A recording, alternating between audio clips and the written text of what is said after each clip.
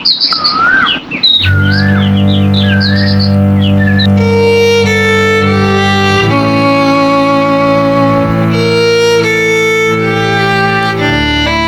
क्या देख रही हो? सब परिंदे नीचे खेल रहे हैं, तुम यहाँ अकेली क्यों हो?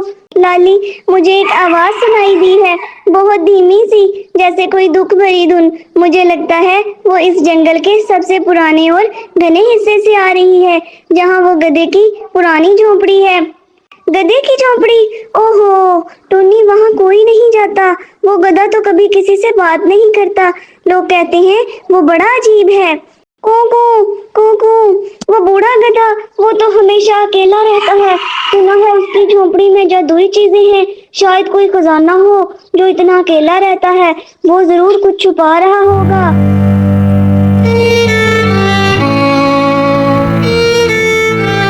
तुम तो कहते थे कालू, इसके पास कोई राज है, कोई खजाना। बिल्कुल चील भाई, वो ऐसे ही अकेला नहीं रहता, जरूर कोई वजह है। हो सकता है कोई जादुई नगीना हो या बहुत सारे हीरे। हमें अंदर जाकर देखना चाहिए। तो फिर इंतजार किस बात का? ऐ झोपड़ी वाले, बाहर निकलो, वरना हम तुम्हारी झोपड़ी तोड़ देंगे। चील भाई, लगता है वो डर गया है, अब तो वो सब बता देगा।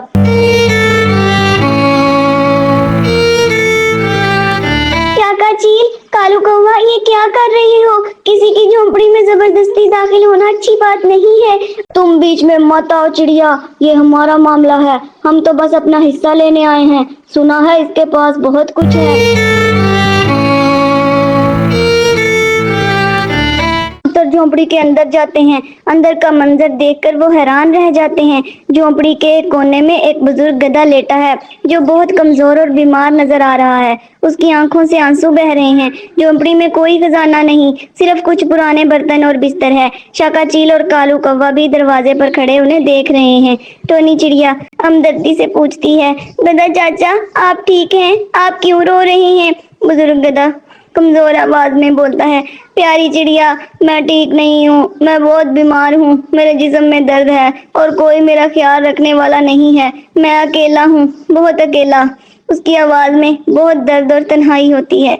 लाली चिड़िया अफसोस से, ओहो गधा चचा, हमें नहीं मालूम था आप इतने दुख में हैं। कबूतर, इसकी हालत बहुत खराब है, इसे तो मदद की सख्त जरूरत है।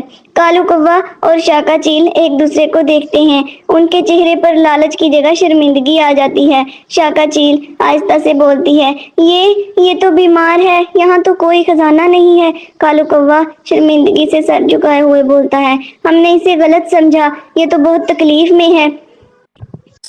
टोनी चिड़िया और इसके दोस्त बुजुर्ग गधे की मदद कर रहे हैं। टोनी उसे पानी पिला रही है, लाली उसके लिए नरम घास ला रही है और कबूतर उसके बिस्तर को ठीक कर रहा है। शाका चील और कालू कौवा भी उनके साथ शामिल हो गए।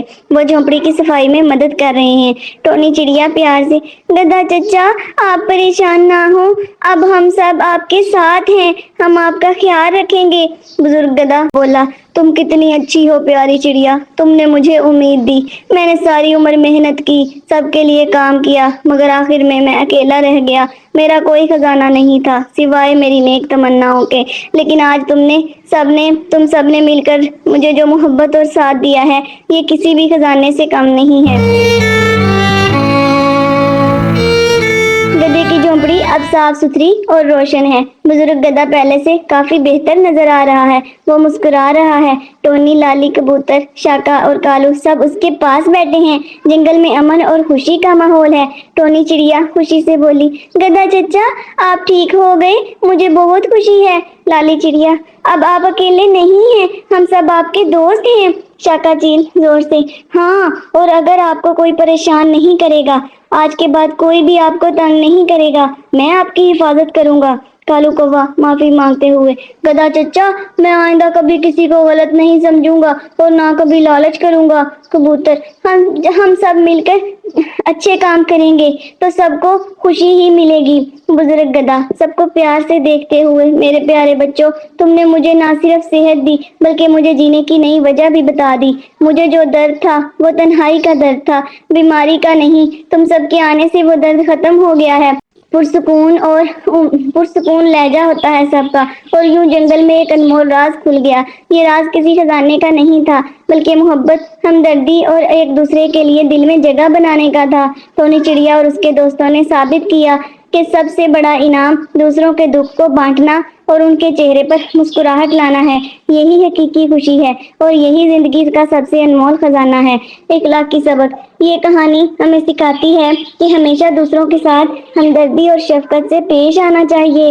ہر شخص کے دل میں ایک کہانی چھپی ہوتی ہے، اور ہمیں لالچ یا خود غرضی کی بجائے محبت اور سمجھداری سے اس کہانی کو جاننے کی کوشش کرنی چاہیے۔ حقیقی خوشی اور سکون دوسروں کی مدد کرنے اور ان کا ساتھ دینے میں ہے۔ جب ہم کسی کی تنہائی کو ختم کرتے ہیں تو یہ کسی بھی خزانے سے زیادہ قیمتی ہوتا ہے۔ جنگل کے کونے میں ایک ننھی سی خوبصورت ٹونی چڑیا 2 بچوں کے ساتھ رہتی تھی۔ ٹونی کا خواب تھا کہ اس کے پاس ایک پیارا سا گھر ہو جو بارش اور دھوپ اور کیڑوں سے بچا سکے۔ ایک دن ٹونی چڑیا نے فیصلہ کیا، میں آج اپنا خواب پورا کروں گی۔ میں لکڑیاں، پھول پتے جمع کر کے اپنے ہاتھ سے پیارا سا گھر بناؤں گی۔ ٹونی چڑیا جیسے ہی پہلی لکڑی اٹھانے لگی، کالا کوا آ جاتا ہے۔ کالا کوا شرارت سے کہتا ہے، ٹونی چڑیا، یہ لکڑیاں میری ہیں، جو چیز جنگل میں پہلے نظر آئی وہ میری ہوتی ہیں۔ ٹونی کہتی، یہ کہاں کا انصاف ہے، میں نے پہلے اٹھائی۔ کالا کوا کہتا، ثبوت دو۔ پھر کالا کوا لکڑیاں اٹھا کر اڑ گیا۔ ٹونی نے ہار نہ مانی، اس نے نئے سرے سے لکڑیاں جمع کی، لیکن اچانک بادل گرجے اور تیز بارش شروع ہو گئی۔ ٹونی اور اس کے بچے بھیگنے لگے، لکڑیاں بھی پانی میں بہہ گئی۔ ٹونی کے بچے کہنے لگے، اماں ہمیں سردی لگ رہی ہے۔ ٹونی روتے ہوئے کہنے لگی، یا اللہ ابھی کیا کروں۔ تبھی آسمان سے ایک سفید کبوتر اترا۔ کبوتر کہتا، ٹونی بہن، میں تمہاری محنت دیکھ رہا ہوں، میرے پاس کچھ لکڑیاں اور ایک چٹائی ہے، تم لے لو اور دوبارہ شروعات کرو۔ ٹونی شکریہ ادا کر کے کہتی، اللہ تمہیں خوش رکھے کبوتر بھائی۔ کئی دن کی محنت کے بعد ٹونی کا پیارا سا گھونسلہ تیار ہو گیا۔ دروازہ تھا، چھوٹے سے گھر میں سب کچھ تھا، لیکن ایک رات جب وہ سو رہے تھے، کالو کوا چپکے سے آیا اور گھونسلہ توڑ دیا۔ کالو کوا ہنستے ہوئے بولا، اب بناؤ دوبارہ، یہ جنگل میرا ہے۔ صبح ٹونی روئی، اس نے سب پرندوں کو بلایا۔ ٹونی کہتی، اگر آج وہ میرے گھر کے ساتھ یہ کر سکتا ہے تو کل تمہارے ساتھ بھی کرے گا۔ تمام پرندے جمع ہو گئے، کالے کوے کو پکڑ کر پنچایت میں لے گئے۔ کبوتر کہتا، کالے کوے کو 2 دن کے جنگل سے نکالنے کی سزا دی جائے۔ کالا کوا شرمندہ ہو گیا۔ ٹونی کا نواں گھر اور بھی خوبصورت بنایا گیا، دروازے پر تختی لگائی گئی۔ ٹونی کا پیارا سا گھر محنت اور ہمت کی پہچان۔ اور یاد رکھ، کبھی ہار نہیں ماننی چاہیے۔ جس کے دل میں سچائی اور ارادے مضبوط ہوں وہ آخر کار جیت ہی جاتا ہے۔